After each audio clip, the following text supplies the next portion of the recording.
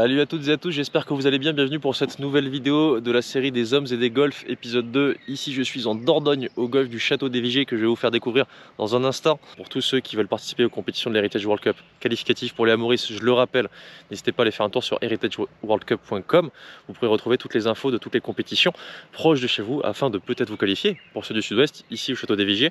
Donc on va découvrir cette structure aujourd'hui avec les employés du golf. Je ne connaissais pas, j'avais simplement entendu parler de cet endroit qui est tout simplement somptueux, avec un château, de quoi se loger, de quoi se nourrir, avec même un restaurant étoilé, et de quoi surtout jouer au golf avec 27 trous et un compact.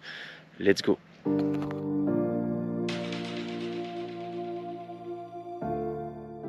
Salut à toutes et à tous les amis golfeurs, avant de commencer cette vidéo, un petit like histoire de titiller l'algorithme, je vous en remercie, et un petit peu d'histoire surtout. Le château des Vigiers a vu le jour à la fin du XVIe siècle, il aura appartenu à la famille Vigier jusqu'à la Révolution française, avant que de nombreux propriétaires finissent par se succéder au fil des ans, jusqu'au jour où un couple de Suédois tombe amoureux de la région et du château. Il décide après son acquisition en 1992 d'y créer un golf avec l'aide de l'architecte Donald Steele. Un troisième 9 trous est ouvert en 2006 et de très nombreux aménagements continuent de naître au fil des ans sur ce superbe domaine de 150 hectares que je vous propose de découvrir aujourd'hui dans ce nouvel épisode de la série des hommes et des golfs.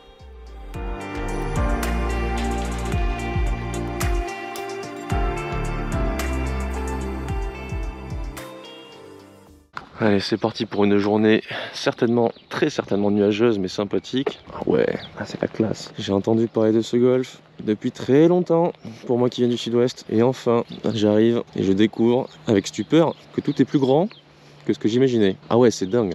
Ah, les espaces, trop beau, trop beau face au château. Oh. Donc là, on arrive du parking.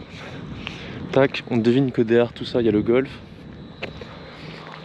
Petite statue, pouah, le bois et tout. Je veux dire poids plein de fois, désolé, mais c'est trop mignon, j'adore. Ah ouais, ça en jette quand même. J'ai l'impression qu'on va rentrer dans une taverne quoi. Ça marche. Une grosse partie aujourd'hui, attention.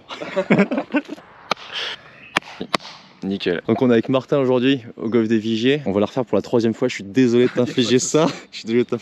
Si vous suivez le Golf Pro, le visage de Martin vous dit forcément quelque chose puisqu'il est le frère du numéro 1 français actuel et 20e joueur mondial, Mathieu Pavon. Et croyez-moi, dans la famille Pavon, ils sont tous pétris de talent. Ou pas. Trop cachou. Ça c'est toi qui vois. Alors ça c'est de pression quoi. Ça c'est le fait d'être filmé et tout, tu vois. Vraiment que j'ai pas tapé le coup à Augustin quoi. Donc on est au golf des Vigiers, est-ce que tu peux nous expliquer un peu les infrastructures d'ici? Oui, alors du coup au château des Vigiers, on est un domaine golfique. Donc ça veut dire qu'on a une partie hôtel, une partie restauration, une partie spa, et évidemment une partie golf. Donc sur la partie golf, on a 27 trous, les vignes, le lac et la vallée. En plus sur la partie golf, on a également un practice où il y a des zones sur herbe. On a deux chipping, deux putting green et on a aussi un parcours compact de 6 trous qui permet justement de travailler tout le petit jeu.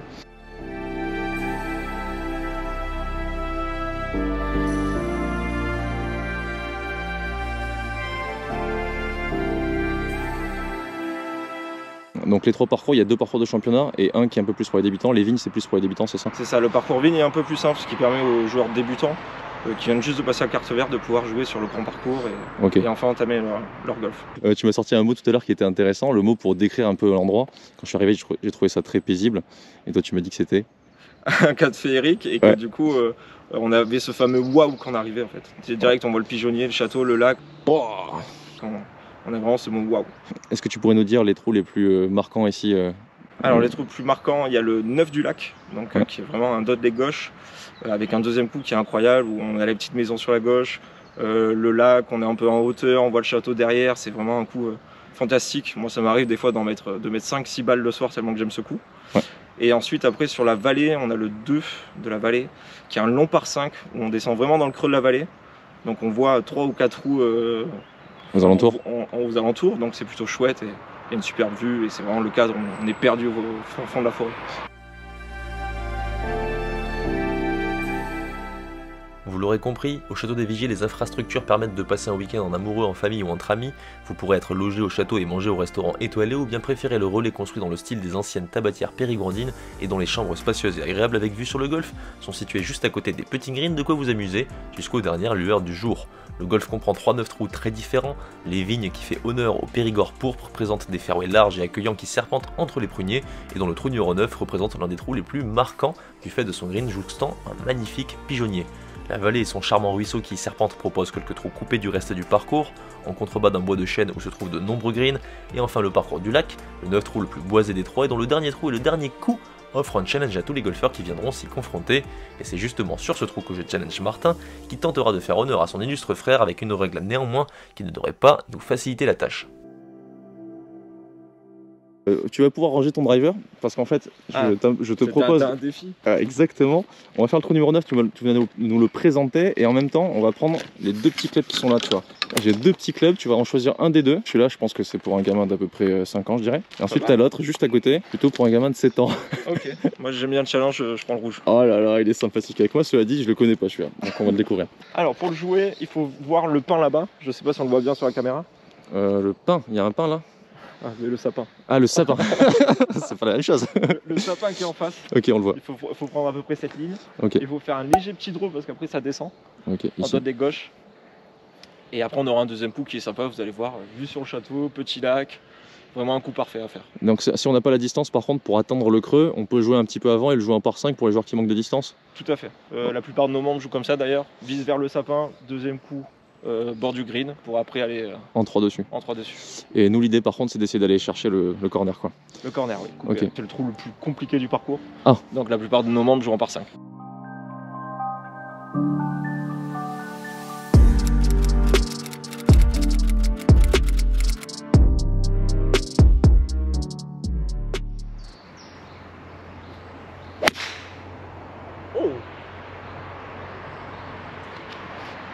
Ouais, elle est parfaite. Ah, en vrai, elle est parfaite. Oh, mais je joue avec ça en fait. Ouais, grave.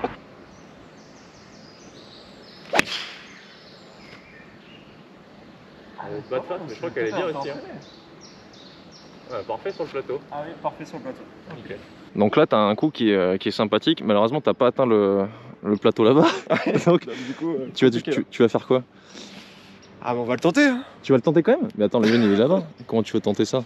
On va le tenter. Non, mais c'est un gros draw, gros draw. Non mais c'est impossible. Si t'as un coup rendu après hein.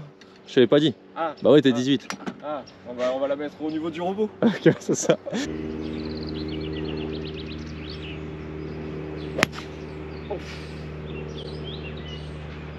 Y'a quoi là-bas? Ah, je crois qu'il y a balle provisoire. Ok, bah vas-y, provisoire.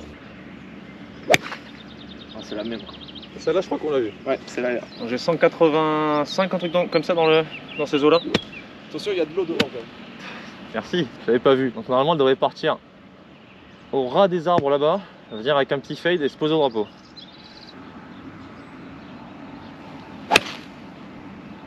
Oh, elle est parfaite. Voilà. Facile, c'est facile le golf. Bon là le rough est bien épais. On est au printemps donc ça pousse. Et sa balle a pris les branches. Logiquement elle doit être dessous.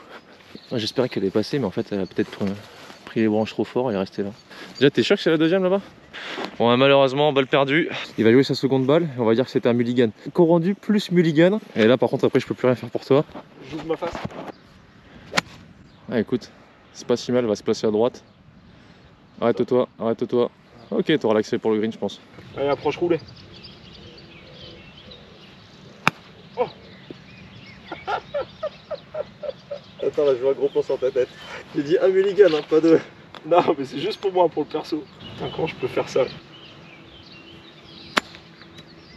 Ah, écoute, celle-là, elle va faire le taf. Hein. Tu veux la jouer dans le bunker ou t'arrêtes la purge maintenant? Je la joue dans le bunker, j'ai pas perdu encore. En roulé.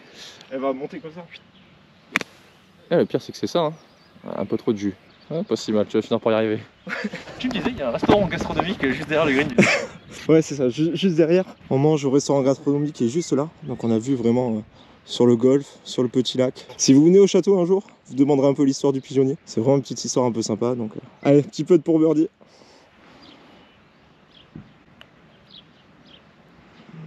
Ah, c'était beau. Ah, c'est pas mal fait, c'est pas mal fait.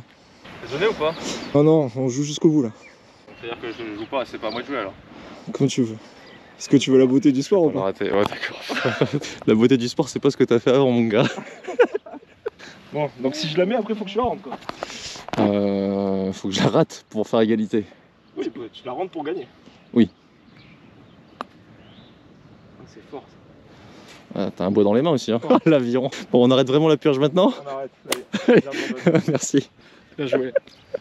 Du coup c'est un long par 5. Ouais. Donc on voit le drapeau il est au fond là-bas. Il y a une petite pièce d'eau qui est un peu dérangeante. Pour le deuxième coup j'imagine? Pour le deuxième coup, tout à fait, surtout si on essaie de l'attaquer en deux. Ok. Donc là le coup à faire c'est drive au niveau du bunker.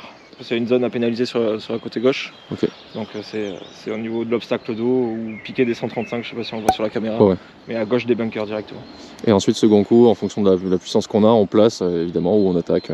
C'est ça. Là celui-là il est attaquable, si on a un peu de longueur, il est attaquable en deux. Ok. Le trou numéro 2 de la vallée vous met directement en jambe. Le premier trou d'un magnifique triptyque coupé du reste du parcours présente un ruisseau le long à gauche du fairway ainsi qu'une pièce d'eau à droite pour votre second coup. Autant de raisons de noyer votre carte de score assez rapidement, alors faites attention.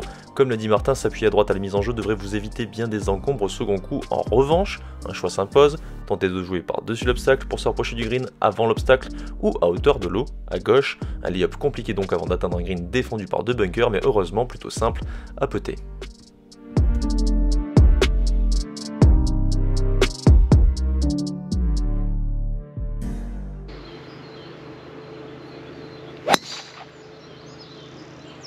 Fader dans la famille Pavon, en fait, c'est un truc inscrit dans le sang, quoi. C'est dans les gènes.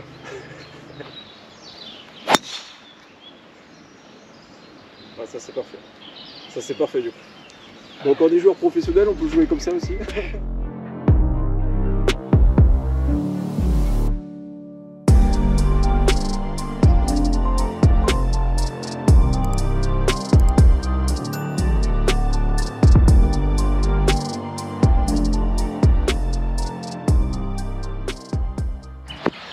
Je te remercie Martin. Merci à toi.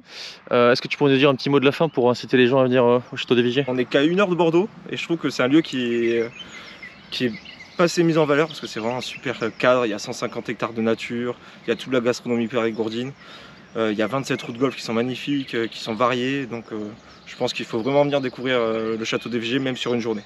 Ok, et une fois qu'on l'a découvert, on y revient. On y revient avec grand plaisir. Il y a aussi le spa, on ne sait jamais, pour certains. Pour madame, si jamais il n'y a qu'un golfeur. Je te remercie. Merci à vous. Donc je suis avec Vincent, pro du club ici au château des Vigiers.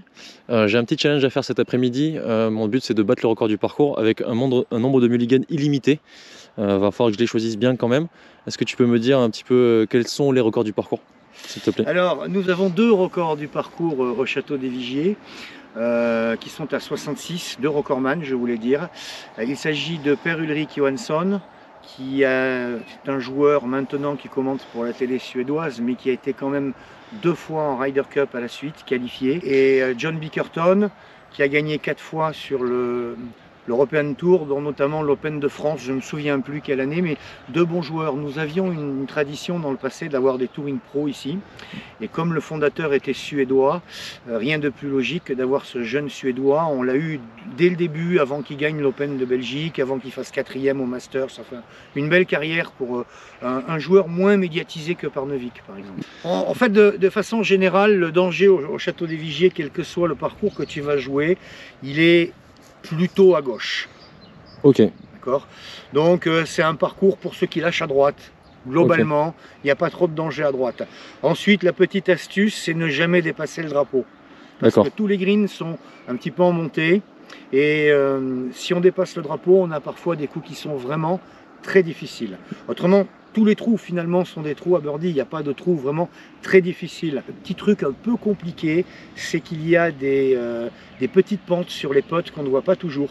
C'est-à-dire on est à 1,50 m du trou, on le voit droit, puis en fait il n'est pas droit. Donc on peut se faire piéger là-dessus, et c'est pour ça que c'est assez difficile de descendre assez bas.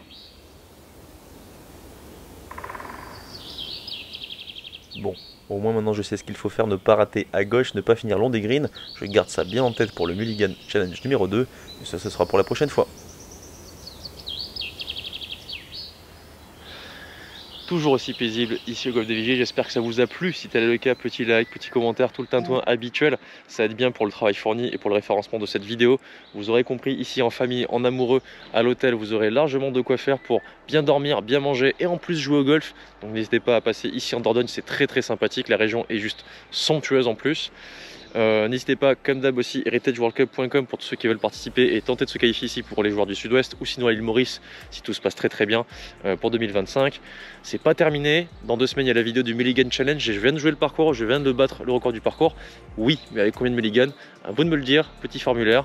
Jeu sans obligation d'achat et en plus vous avez des chances de gagner plein de cadeaux. Donc allez mater ça en description de la vidéo. On se retrouve quant à nous dans 2 semaines pour le méga challenge et ensuite dans un nouveau golf, cette fois-ci dans le Tarn, au golf d'Aby. Il me tarde également de vous le faire découvrir. Donc je vous dis à très bientôt et bon golf.